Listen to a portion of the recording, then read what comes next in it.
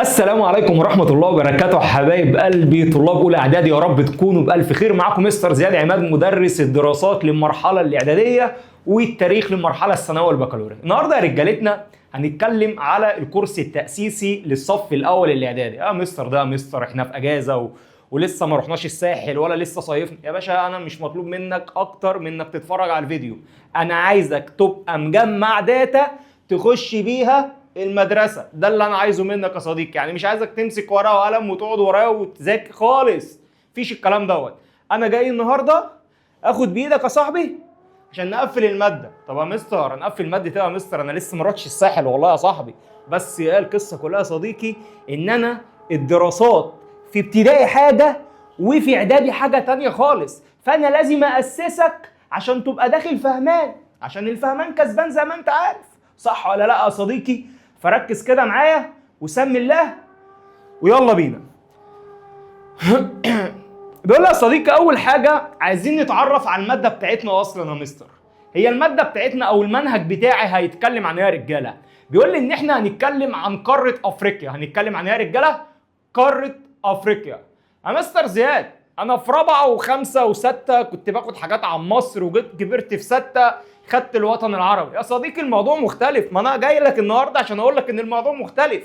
انت دخلت في اعدادي خلاص، النهارده السنه دي هناخد قاره افريقيا، سنه تانية اعدادي هتاخد اسيا واوروبا، ثالثه اعدادي هتاخد امريكا الشماليه وامريكا الجنوبيه واستراليا. زمان كنت بتاخد دول، دلوقتي يا صديقي انت بقيت كبير هتاخد قارات. دلوقتي انت بقيت راجل القارات العظيم دلوقتي.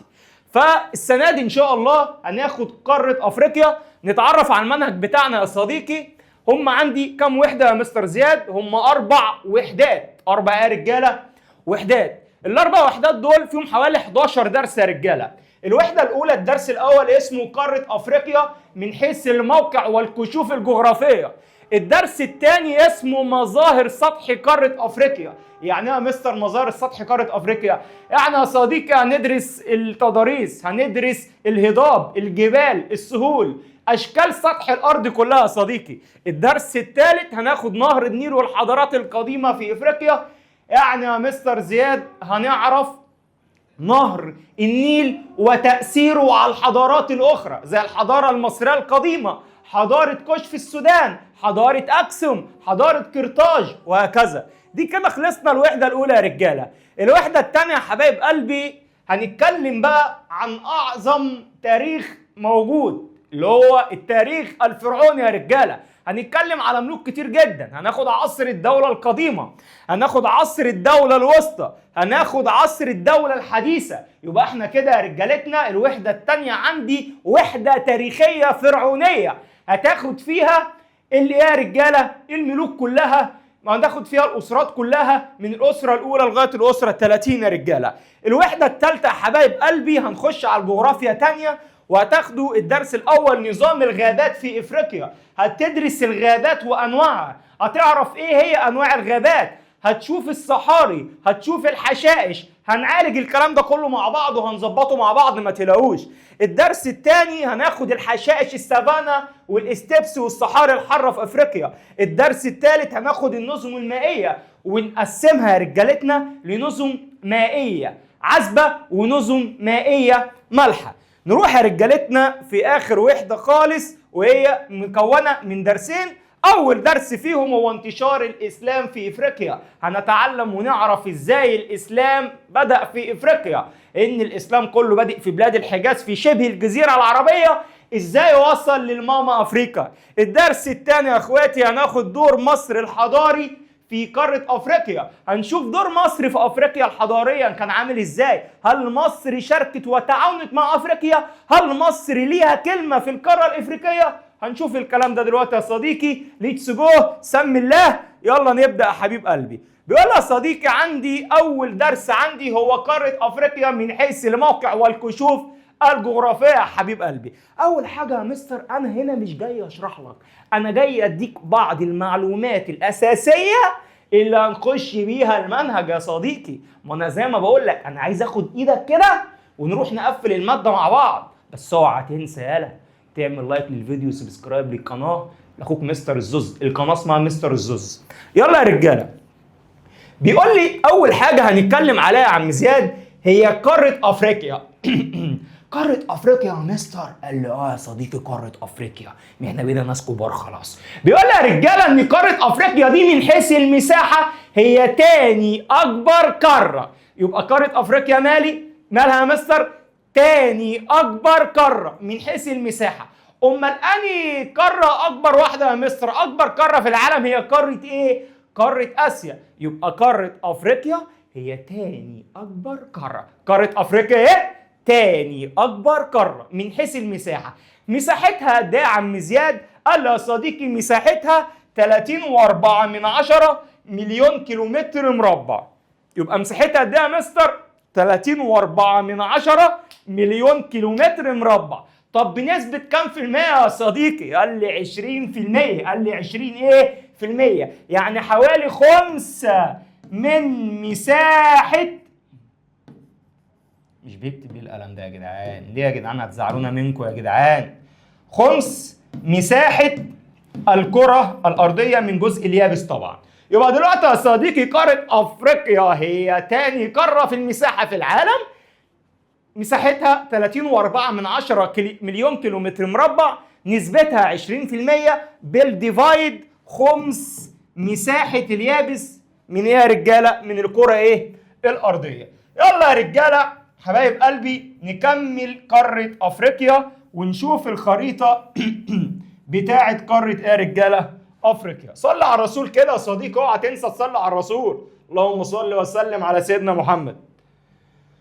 يلا حبايب قلبي، اللي انت شايفها دي يا صديقي قارة افريقيا. بص يا صاحبي، عشان ادرس قارة افريقيا يا صديقي لازم نعرف حبة حاجات مهمة جدا نخش بيهم اولى اعدادي. ايه هم يا صديقي؟ كنت باخد زمان الموقع الفلكي والموقع الجغرافي. هل هيبقوا معانا؟ هيبقوا معانا يا صديقي، ما دي اساسيات مادة، دي اساسيات دراسات موجودة معانا، مش هتهرب منها ولا ايه هتروح في حتة، مين لازمك على طول. عندي يا صديقي الموقع الجغرافي هو موقع المكان بالنسبة لليابس والمية. يبقى الموقع الجغرافي يا صديقي ايه؟ موقع المكان بالنسبة لليابس والمية. انا هكتبه لك على الخريطة عشان عايز اعرفك الموقع الجغرافي على الخريطة ايه والموقع الفلكي، مش عايز اجيب لك صفحة بيضاء واقعد اكتب لك، لا. يبقى احنا كده يا رجالة عندي الموقع الجغرافي هو موقع المكان بالنسبة لليابس والماء. يبقى صديقي الموقع الجغرافي موقع المكان بالنسبة لليابس والمية. طب الموقع الفلكي يا عم زياد؟ بيقول لي يا صديقي الموقع الفلكي موقع المكان بالنسبة لخطوط الطول ودوائر العرض. يبقى انا كده يا صديقي خدت موقعين، الموقع الجغرافي والموقع الفلكي. الموقع الجغرافي يا زوز موقع المكان بالنسبة لليابس والمية. طب الموقع الفلكي يا صديقي موقع المكان بالنسبة لخطوط الطول ودوائر العرض. خطوط الطول ودوائر العرض. يلا يا رجالة نشوف الموقع الجغرافي للقارة الإفريقية. عندها يا صديقي دي الاتجاهات، الشمال دي طبعا نمسح بقى خلاص التعريفات، ده الجنوب، حلو يا صديقي، ده الشرق، ده كده حبيب قلب اخوك الغرب. يبقى طالما موقع جغرافي يا زوز يبقى انت بتتكلمني على الشمال والشرق والغرب والجنوب من تحت. يلا يا اخويا، بيقول لها مستر قاره افريقيا يحدها شمالا قال لي البحر المتوسط. يبقى شمال قاره افريقيا يلا البحر المتوسط. طب شرق قاره افريقيا يا صديقي عندي البحر الاحمر. طب غرب قاره افريقيا قال لي يا صديقي عندي المحيط الاطلنطي. يبقى شمال بحري متوسط، شمال بحري متوسط، في الشرق بحر احمر، في الغرب محيط اطلنطي، شمال بحر متوسط، في الشرق بحر احمر، في الغرب محيط اطلنطي. نخش بقى صديقي على الجنوب. الجنوب يا صاحبي قاره افريقيا ملهاش جنوب. اقول له مفيش جنوب. ليه يا عم زياد مفيش جنوب؟ قال له يا صديقي القاره على شكل مثلث، يعني منطقة التقاء مياه، لأن أنا عندي محيط أطلنطي هنا وهنا عندي المحيط الهندي، فالحتة دي كده يا صديقي ملهاش إيه يا صديقي؟ ملهاش جنوب.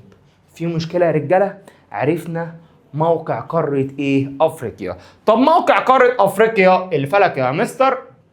قال لي هو موقع المكان بالنسبة لخطوط الطول ودوائر العرض. قال لي يا صديقي قارة أفريقيا تمتد من دائرتي عرض 37 و30 شمالا، وايه يا مستر؟ و34 و30 جنوبا. طب تمتد بين خطي طول ايه يا زوز؟ قال لي يا صديقي 51 شرقا و17 غربا. يا زوزة هو انا الارقام دي احفظها؟ اقول لك لا، مش موضع امتحان. ما تحفظش ارقام، ما تذاكرش ارقام. اللي عليك يا صاحبي انك تعرف تعريف الموقع الفلكي وتعرف بس الارقام، لكن مش عايزك تحفظها ولا تشغل بالك بيها، لان هي مش موضع ورقه امتحانيه. اوكي؟ حاول تسهلها على نفسك عشان ربنا يسهلها عليك يا ابني. كله يركز معايا حبيب قلبي، ونشوف بعد كده يا عم زياد الدرس الثاني في اولى اعدادي، هو اسمه مظاهر سطح قاره افريقيا. يا عم زياد تضاريس قاره افريقيا، مستر مظاهر سطح وتضاريس، انت هتكلمني في ايه يا مستر على الدرس ده؟ الدرس ده يا صديقي من امتع الدروس اللي هتاخدها في حياتك، لان هتتكلم على اشكال سطح الارض اللي موجوده في القاره الافريقيه. هتعرف يا صديقي الهضاب، هتعرف الجبال، هتعرف السهول. ليتس جو يلا يلا يا صديقي. اول هضبه موجوده عندي وهي تسمى هضبه افريقيا الشماليه. هضبه افريقيا الشماليه. خد بالك يا صاحبي ان مصر جزء من الهضبه دي. مصر جزء من الهضبه يا رجاله دي. يبقى يا عم زياد مصر جزء من ضمن هضبه افريقيا ايه؟ الشماليه. يا زوز طب الموقع الجغرافي لهضبه افريقيا الشماليه؟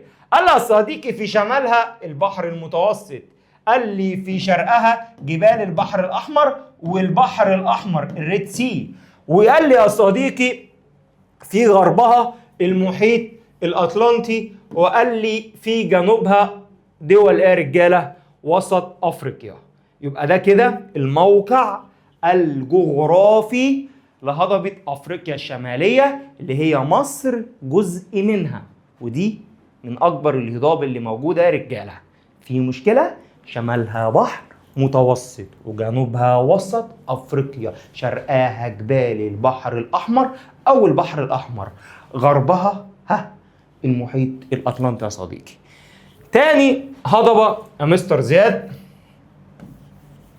نخش نشوفها مع بعض، بس نمسح الاول الكلام ده. هضبة الحبشة او بسميها الهضبة الاثيوبية. دي هضبة الحبشة وبسميها الهضبة الاثيوبية. قال لي موقعها يا رجالة موجودة في شرق قارة افريقيا. ايه يا رجالة شايفينها؟ في شرق قارة ايه؟ افريقيا. تسمى الهضبة الحبشة او ساعات بيسموها الهضبة الاثيوبية. الهضبة يا رجالة الاثيوبية. يبقى اسمها هضبة الحبشة او الهضبة يا رجالة الاثيوبية. طب موقعها فين يا صديقي؟ شرق قارة افريقيا.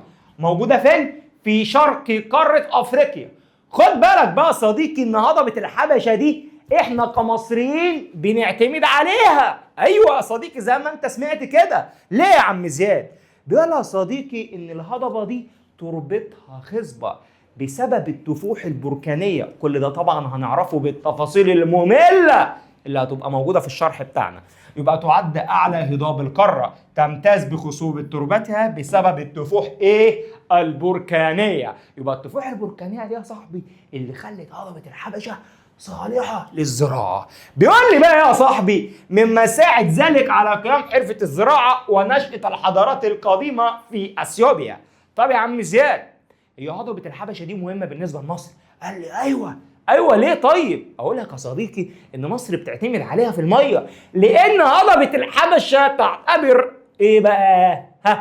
منبع موسمي. منبع ايه يا رجاله؟ موسمي. يبقى يا عم زياد تعد هضبة الحبشة المنبع الموسمي لنهر النيل. يجي لي سؤال يا صديقي، بما تفسر تعد هضبة الحبشة المنبع الموسمي لنهر النيل؟ قال لي بسبب امطارها في الصيف، لان في الصيف في سقوط امطار فالهضبه بتتملي فبتدي لنهر النيل فبتزود الميه وحضرتك بتشرب الميه، يبقى هي منبع لمين؟ لنهر النيل. حلو الكلام؟ يبقى احنا كمصريين بنستفاد منها. في مشكله يا رجالتنا؟ طيب صلي بينا على الرسول ونخش على ثالث هضبه يا صديقي، وهي هضبه البحيرات الاستوائيه. صديقي انا جيت قلت لك هضبه افريقيا الشماليه موجوده في الشمال، جيت قلت لك هضبه الحبشه موجوده في شرق افريقيا، جيت يا صديقي في هضبه البحيرات الاستوائيه هي موجوده في وسط القاره. موجوده في وسط ايه؟ القاره.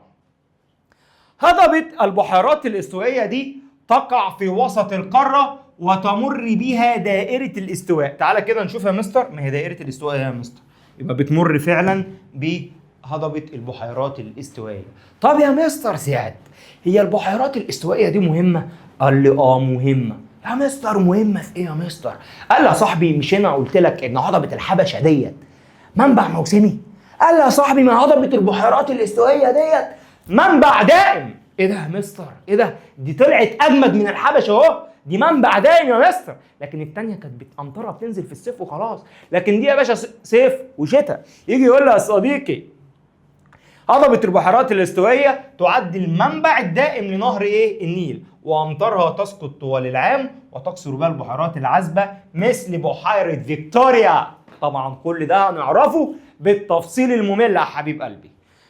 نخش يا رجاله على برضو ان المنهج عندي في الدرس الثاني في جزر.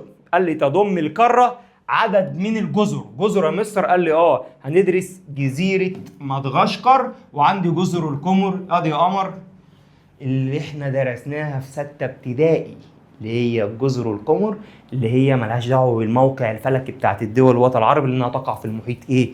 الهندي. تعالى يا رجاله كده نشوف بقى الجبال. تعالوا يا رجاله نشوف ايه؟ الجبال. بيقول يا صديقي دي خريطه بتاعت قاره افريقيا. خلاص يا رجاله ظبطنا الخريطه وعملنا الزوم بتاعنا. كله بقى ركز كده معايا يا حبيب قلبي. بيقول يا مستر عندي في الجزء الشمالي الغربي هنا عندي جبال تسمى جبال اطلس. جبال تسمى جبال ايه يا اخويا؟ اطلس. واعلى قمه جبليه في جبال اطلس يا مستر هو اسمه جبل توبكال. جبل ايه يا رجاله؟ توبكال. جبل ايه؟ توبكال. يبقى يا مستر الجبال اللي موجوده في الجزء الشمالي الغربي للقاره الافريقيه اقول له جبال اطلس. جبال ايه؟ اطلس. اعلى قمه جبليه يا مستر اسمه جبل توبكال. اسمه جبل ايه؟ يلا قول ورايا. توبكال. مش سامع اسمه ايه؟ توبكال. اسمه ايه؟ قاره تاني توبكال. حلو الكلام يا صاحبي. بيقول يا صديقي هنا عندي مصر، ان مصر تقع في الركن الشمالي الشرقي لقاره افريقيا. في اخر مصر كده يا صاحبي في جنوبها الغربي عندي جبل اسمه جبل العوينات. اسمه جبل ايه يا صديقي؟ العوينات. وعندي يا صديقي هنا جنب البحر الاحمر بتاعي ده عندي يا عم زياد جبال البحر الاحمر. جبال ايه؟ البحر الاحمر. طب عندي هنا بقى يا صديقي دي دائره الاستواء، صح كده؟ دائرة الاستواء اهو. فوق دائرة الاستواء يا صديقي عندي جبل كينيا. جبل ايه؟ كينيا. يبقى فوق دائرة الاستواء في قارة افريقيا من ناحية الشرقية ديت في جبل اسمه جبل كينيا. اسمه جبل ايه يا رجالة؟ كينيا. طب تحت جبل كينيا او تحت دائرة الاستواء على طول عندي جبل اسمه جبل كليمانجارو. جبل ايه؟ كليمانجارو. اسمه جبل ايه؟ تاني كليمانجارو. اسمه جبل ايه؟ يلا كليمانجارو. اوكي حلو الكلام. يبقى انا كده عندي يا رجاله جبل كينيا في شرق افريقيا من ناحيه فوق دائره الاستواء. انا عايزك بقول لك فوق دائره الاستواء عشان تعلمه، عشان في ناس كتير جدا بتتلخبط لي ما بين جبل كينيا وجبل كليمانجارو، فانت تركز يا صديقي ان الاثنين موجودين في الشرق. جبل كينيا موجود فوق دائره الاستواء، جبل كليمانجارو موجود تحت جبل كينيا يعني تحت دائره الاستواء. عندي يا صديقي الصدوق عندي جبال الكاب في جنوب. عندي جبال ايه يا رجاله؟ الكاب. عندي جبال ايه؟ الكاب. عندي جبل اسمه جبل ايه؟ الكاب. وعندي فوقيه شويه يا صديقي جبل اسمه جبال دراكانزبرج. جبال ايه؟ دراكانزبرج. مستر هي كلمه صعبه قوي، ايه دراكانزبرج ده يا مستر؟ اقول لك على صديقي، بص يا صديقي، انت خرجت من الدار، خرجت ايه؟ من الدار، حلو الكلام؟ خرجت من الدار خلاص، خدت الكنز يا باشا. خدت ايه؟ الكنز كنز بيبسي يا السبرايت يلا. وبعد كده عملت ايه؟ طلعت البرج. طلعت ايه؟ البرج. يبقى الدار كنز برج. خلاص خرجت من الدار، خدت الكنز يا باشا ويلا بينا على البرج. مش حوار خلاص، عشان بس ايه تعرف تكتبها في الامتحان وما تنساهاش. خرجت من الدار، خدت الكنز، طلعت ايه؟ البرج على طول. يبقى جبال دركانز برج. وعندي هنا جبال ايه يا رجاله؟ جبال اسمها جبال ايه؟ الكاب. جبال اسمها جبال ايه؟ الكاب. تاني يا عم زياد، يبقى انا كده خدت جبال اطلس في الشمال الغربي، وعندي جبل العوينات، وعندي جبال البحر الاحمر، وعندي جبل كينيا، وعندي جبل كليمانجارو، وعندي جبل كليمانجارو، وعندي جبلين تحتيه دركانزبرج وجبال ايه؟ الكاب يا صديقي. اوكي تعال نشوف يا رجاله، دي بقى يا حبايب قلبي خريطة أفريقيا السياسية. خريطة أفريقيا السياسية، يا نهار أبيض يا مستر، هو أنا هدرس أفريقيا السياسية يا مستر؟ معقولة أحفظ الدول دي كلها يا مستر؟ أحفظ غانا والسنغال والكوديفار والكاميرون؟ يا مستر أنت بتهرج يا مستر ولا إيه؟ أقول لك لأ يا صديقي، أنا هنا في الخريطة هنا يا حبيب قلبي أنا عايز أتأكد من حاجة مهمة، أو عايز أعرف حاجة مهمة جدا. إيه يا الحاجة دي؟ أنا هنا يا صديقي عايز أعرفك بس إن هم كام دولة بس، مش أكتر، ما تتخضش. هم كلهم يا صديقي 54 دولة يا صديقي، ده اللي أنا عايز أعرفه لك بس. تستغربش ولا تتخض يا عم. تتخض ليه يا عم؟ مش خليك تحفظ كل ده. يبقى يا شباب هم 54 دولة. ومن خلال الخريطة ده يا صديقي لما نيجي نشرح إن شاء الله عايزين نتعرف إيه هي الدول الساحلية وإيه هي الدول الداخلية. يعني ايه دولة ساحلية يا صديقي؟ ويعني ايه دولة؟ يلا يا رجالة نشوف يعني ايه الدول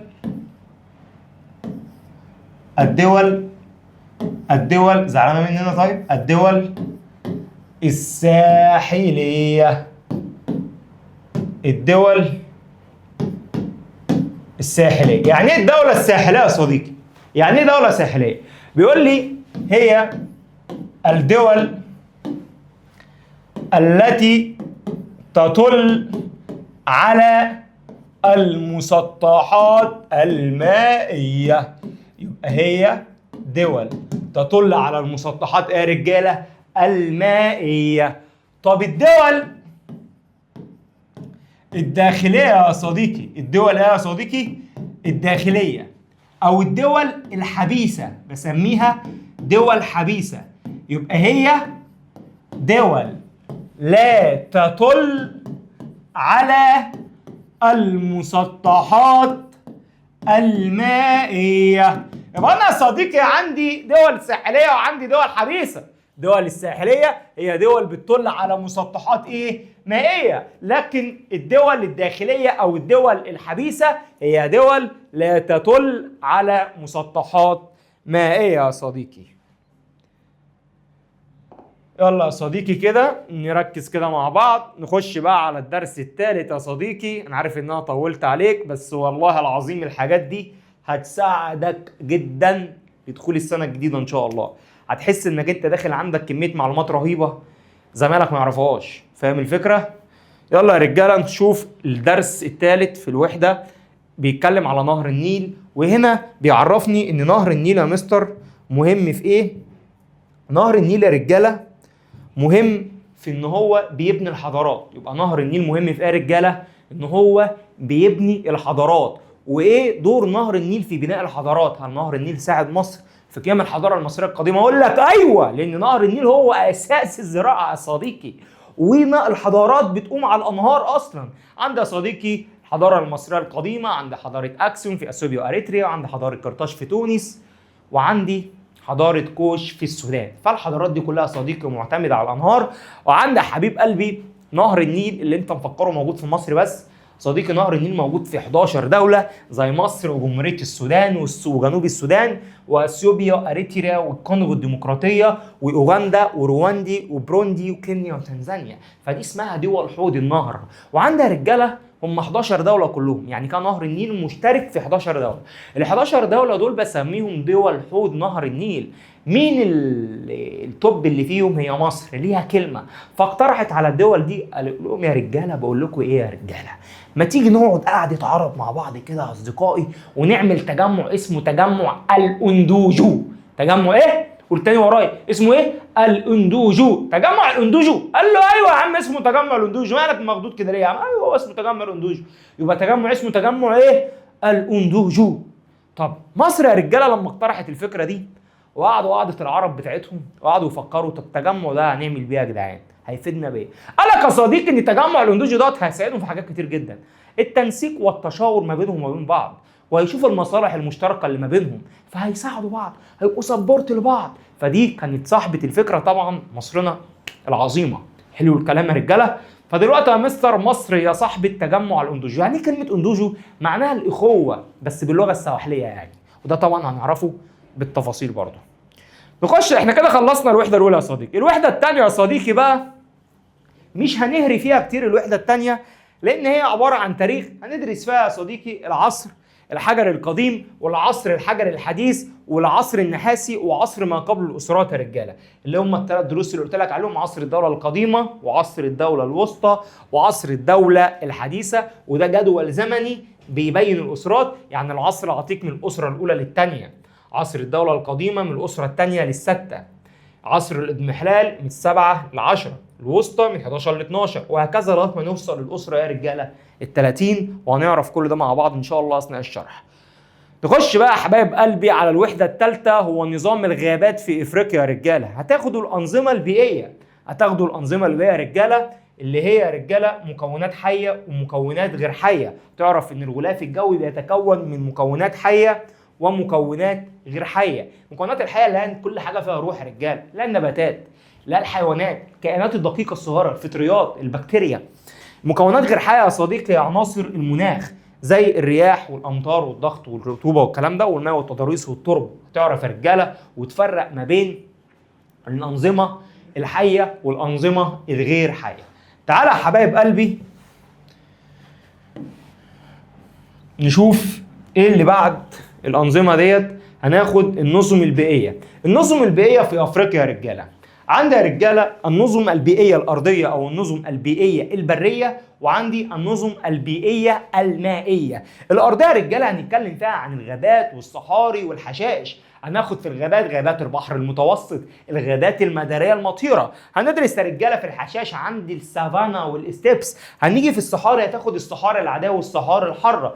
هنشوف بقى يا رجاله النظم البيئيه المائيه، هتاخد نظام للمياه العذبه ونظام للمياه المالحه، وهنعرف الامثله بتاعتهم طبعا اثناء الشرح. تعالى يا رجاله نشوف كمان عندنا ايه. عندنا في الوحده الاخيره انتشار الاسلام في افريقيا.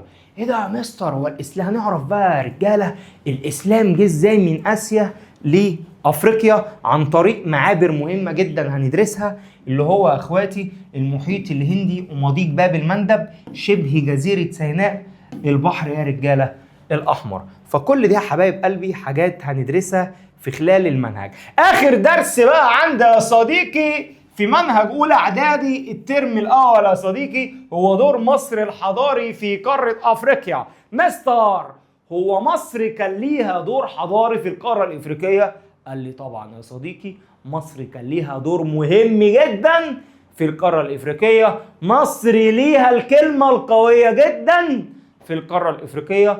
مصر ليها دور جبار في ربط العلاقات بين الدول القاره الافريقيه يا رجاله. وبكده يا صديقي انا خلصت الفيديو بتاع الجزء كورس التاسيسي لطلاب اولى اعدادي. يا صديقي لو الفيديو عجبك ما تنساش اللايك والسبسكرايب للقناه. عملت لكم قناه اسمها مستر الزوز يا صديقي، وافهم كويس عشان الفهمان دايما كسبان. وما تنسوش تدعوا لوالدتي حبيبه قلبي بالرحمه والمغفره. السلام عليكم ورحمه الله وبركاته.